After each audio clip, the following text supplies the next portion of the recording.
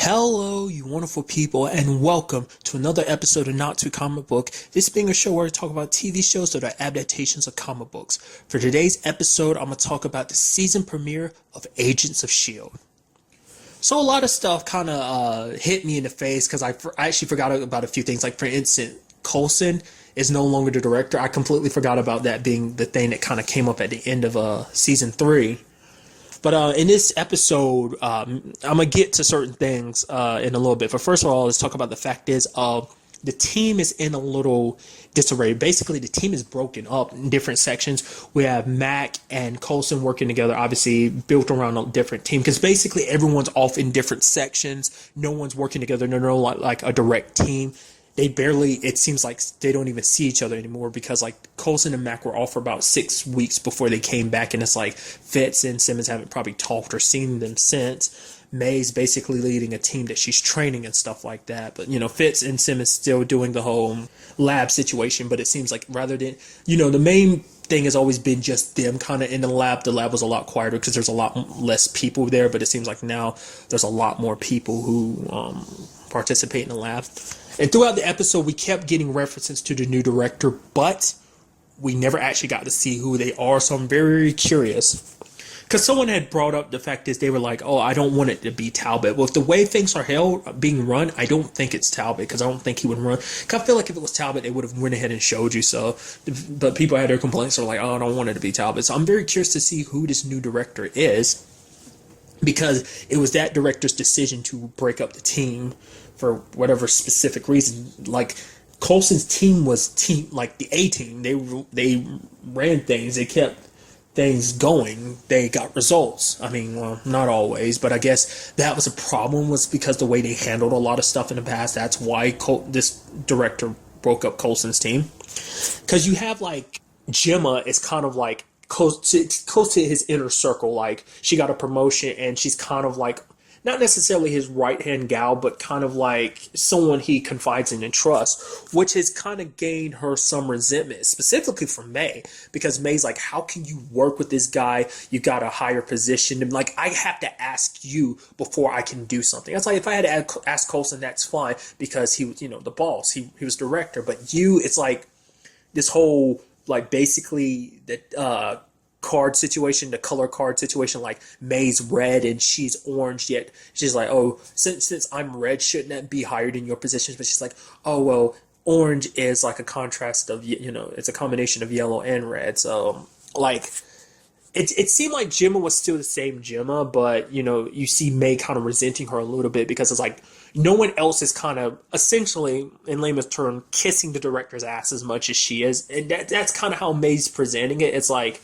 our team is broken up, and yet you're just acting so okay with things being the way they are. But Gemma did blow up at her like, no, I'm doing this because you don't realize what I'm doing for you guys. Like, I'm trying to raise my way to the top because I don't trust the director. I'm doing this because I want to keep everything in order, because it's like if I didn't try and keep everything okay, she probably feels like things would kind of break down a lot more. Like, they'd be a lot more separated than they are. Maybe they'd be pushed to even further facilities. Maybe they won't even be here. I mean, granted, this is kind of the only S.H.I.E.L.D. facility in general, right? So, but they'd be even less likely to see each other. They're still all working in the same building, but granted, they don't, like I said, different sections and stuff like that. Because it's not even like they're at the top of the sections they're working at. They're just part of each section, so that's kind of how Gemma was. And it does seem like, basically, because she found out about the whole situation with Daisy, that basically May covered it up so that Coulson and Matt could have a little more time to kind of try and track her down. But it kind of blew up in their faces, and she got really pissed. She's like, you know what this means? I'm going to have to report this to the director. So it's one of those situations I'm very curious to see, because it almost seems like they're putting Gemma in a very antagonistic role.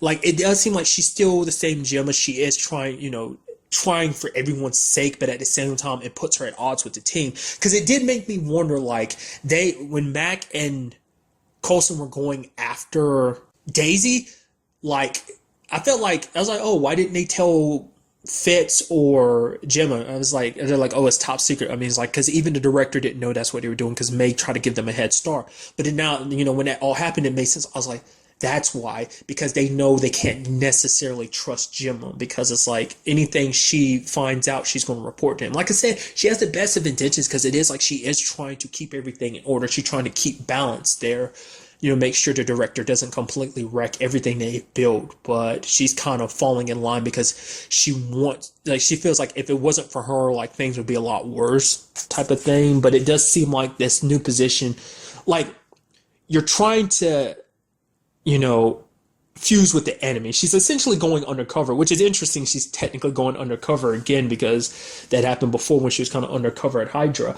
But nonetheless, it's like, you eventually try and play a role for long enough. Eventually it stops becoming a role and is simply who you are. So I don't know, like that's just me throwing that out there in the air. It's very interesting. Like it could be that route. And then we also had Dr. Radcliffe, with his whole Ida situation, which Ida has a body, a very naked lady that Fitz had a run-in with. That was kind of interesting.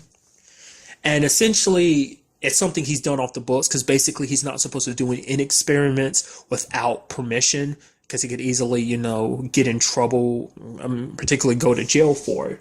But Fitz, after learning what Ida stands for, that basically she's not meant to be used as a weapon. Because I did like the fact that he was like, oh yeah, like, are we, because even Fitz was bringing out the fact is like, yeah, this isn't going to be another Ultron situation. He's like, no, it's not like that. That's artificial intelligence. That basically she can't hurt anyone. At least that's what she said. And that basically her purpose is to be a shield. Because Fitz has lost a lot of people throughout the series, of people he cared about. And so she wants to be a shield to protect them. That's kind of her main purpose. So I'm very interested to see whether they go with that. I mean, because obviously Fitz is going to keep it a secret, because he says we can't even tell Gemma, because if we tell Gemma's going to have to tell the director, and this whole thing is going to go and explode. The program's going to probably be shut down, and she'll probably be scrapped, or worse, turned into a weapon. So it's like, we're not going to say anything to anybody until we get her perfect. So it's very interesting. We got Fitz already lying to her, because it's like, there's already, you can see it a little bit, a strain on the relationship because of her new position and just kind of caught up in everything. It's like, they can't really have time to themselves. Like I said, look at the lab, for example, that they can't really enjoy each other's company just because of work and stuff like that. But I am very interested to see where this goes, because I'd like to see Ida kind of part of the team and like being an agent and stuff like that. I do hope that it does, in fact, not turn into an Ultron situation where you have this she's not really considered artificial intelligence, but you won't have this essential robot basically go nuts on them. So, and then there's the whole thing with that box, like what that whole ghost lady thing is, like that basically opens up, she whispers in your ears, and basically you see people's faces deformed like that, and you go a little crazy. I mean, sadly we see May gets hit with it at the end of the episode, because she kind of sees Coulson's face like that. But it seems like because of who she is, it seemed like she was able to shake it off, because most people, it seemed like it would immediately hit them. I don't know whether it's because she hasn't had prolonged exposure to it, or is it just because, May isn't who she is. She has a very strong will and strong mind, so she's able to fight it a little bit, but that's going to turn into something ugly next episode, most likely. Especially because we already had that situation of her and Gemma being at odds a little bit, so I feel like that's going to escalate even more because of the condition she's under right now. And then obviously, I'm skipping around it, because, I mean, we have the introduction of Ghost Rider, which I'm super excited about. Like, I knew he was going to be in this a little bit ahead of time. Basically got spoiled by a YouTube ad for me, so that was kind of sucky. But I was like, what?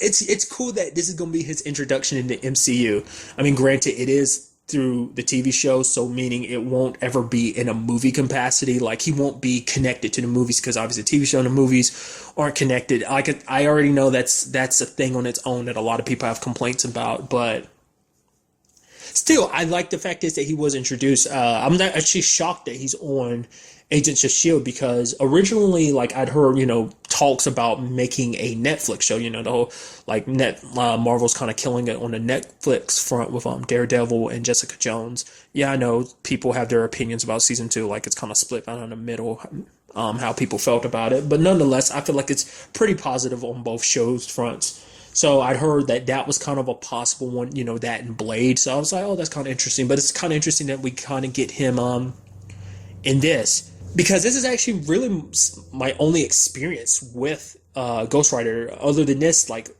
the Nicolas Cage, like the first movie. I've seen tidbits of the second movie, but I've seen like all of the first movie. So it was very interesting kind of getting another look at Ghost Rider, because I know next to nothing about him. Obviously, I like the fact that I didn't know it worked like that, that basically all his vehicles can catch on fire. I thought it was only allocated to the bike, you know, because I thought the bike was special, but it's like any vehicle he kind of gets into, like, because I don't think the character that's Ghost Rider now is actually Johnny. Isn't his name? I forgot what his actual name is. The character Nicolas Cage played in the movie. I don't think this is the same character. I think it's a different person. I think Ghost Rider has either in this universe, Ghost Rider has already been in someone else, and now it's moved into this dude, or this dude is the first Ghost Rider. I don't know. Like, I'd like this. I'm very interested. Obviously they went through all the trouble of introducing him, so obviously we're going to be seeing him quite often. Which I will say, Ghost Rider looks pretty awesome. I love the effect of when he transforms, his face melting. Like, it looks so cool. Even had that situation of Daisy when she was fighting, and which was pretty badass, basically being like, okay, go ahead and kill me, when he kind of had her against the rope. She was holding that thing from falling off, because she kind of understood as like, oh, he punishes those who are guilty, and she was like, okay, go ahead and do it, I deserve it, which is kind of like, wait, what? Because we still don't know why Daisy left S.H.I.E.L.D. Like, you know, because at the end of season 3, like between the whole thing with Hive and Lincoln, it was like a quick jump to like 6 months later, and it's like, yo, things have changed. She's on the she's kind of going rogue, because like she's kind of like considered a bad guy basically by everyone, by the government, even S.H.I.E.L.D., because she's basically been taking down a lot of businesses, specifically banks and stuff that's connected to Watchdog. She's trying to take down their organization and basically hurt them where it matters most, for instance, their money, so that they can't be as organized. But it does seem like in this episode shows she brings up the fact is that the Watchdogs are working with local gangs, and she's trying to understand why that is. But to the outside world, to everyone outside of the team, they know her as Quake. And now it doesn't, now kind of going back to Gemma really quickly, when Gemma found out about this whole thing with Daisy, obviously there wasn't the side of her that was very concerned, being like, oh, we need to, oh, you should have told me, I would have helped with Daisy. She didn't say anything like that, because it seems like she's not all that concerned about Daisy anymore. I mean, I don't know, maybe, like I said, maybe that's her just playing into the role that she's pretending to be under. But like I said, pretending in the role too long.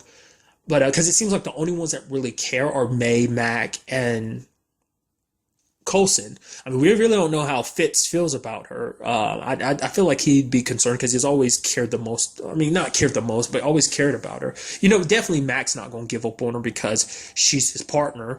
Coulson, she's like a daughter to him. Because we even had Yo-Yo telling her, it's like, you know, Coulson's not going to give up on you. And, she, you know, and Daisy just kind of shrugs Yo-Yo off when she says that. But I don't know, like, what cause things to be the way they are, because they're basically saying like, oh yeah, when you find Quake, shoot to kill, basically. Don't bring her in. She's wanted dead.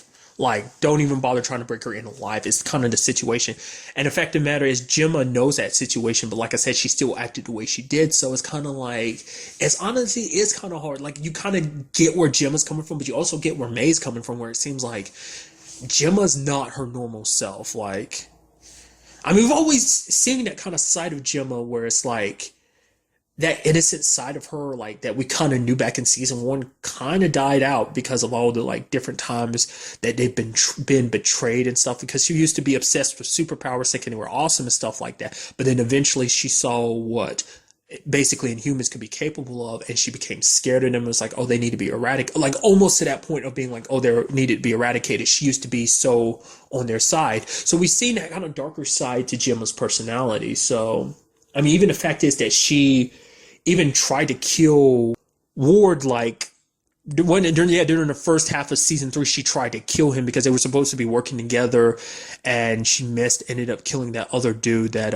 Ward had kind of swayed onto his side. So it's kind of we've seen that darker side of her personality. So maybe it's kind of creeping out again. But nonetheless, I'm getting way off track. The fact of the matter is she wanted herself to die. So it's like, is that because of something that happened prior to now? Like maybe some stuff from the past seasons, like the whole situation with Lincoln sacrificing himself, stuff like that. Or maybe like stuff she did when she was under Hive's control. I don't know, like maybe some of that backlash from that specifically, because remember she wanted to go back to under Hive's control because it was like a drug. So maybe guilt about that, or maybe it is something we just didn't see in that time period. It's just, I hope we did. I mean, not hope. Eventually we will. I don't know how long it's going to take, but, eventually we will get an answer to that. And I'm very curious to what that answer is. What went down? What was so horrible that she left S.H.I.E.L.D. and is kind of going on her own? Like I said, she's simply known to Quake to everyone else in the world. And interestingly enough, we also see it in this episode, she doesn't have the gauntlet things that she used to at S.H.I.E.L.D. that basically kept her powers in check, because basically it kept it so that her powers wouldn't, because without them her powers backlash. The more she uses them, it causes pressure on her arms and can break her bones. That was the initial problem when she originally started using her powers, but was it Fitz and Gemma ended up making her something to kind of help stabilize that so she doesn't get the backlash from using her powers, but she doesn't have them anymore. So I don't know whether that's because she abandoned them because it's like, oh, can't be using S.H.I.E.L.D. technology because it might help them track me down. That, or it could be that, she left it all behind because it was just S.H.I.E.L.D. related. She wanted to kind of distance herself from S.H.I.E.L.D. Anything and everyone connected to S.H.I.E.L.D. So I don't know.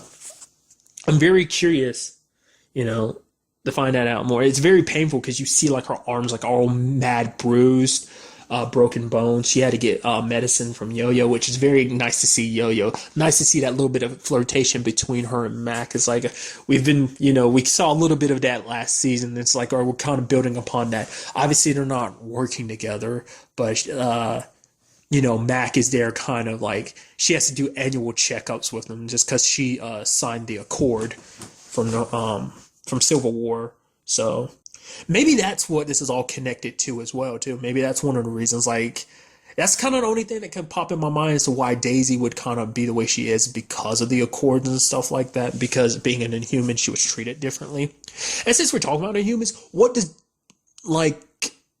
Ghost Rider fall under the category as? I mean, we use the term enhanced very blanketly, so I guess he just falls under that term, even though he's not really it's a spirit possessing him. It's not like I don't know. I mean, at least that's my understanding of Ghost Rider. Is that it's a spirit, particularly a spirit of vengeance that inhabits you and basically goes after people who are guilty of something, which is why she was kind of like, go ahead and do your worst because I deserve it. So she feels that she is guilty of something.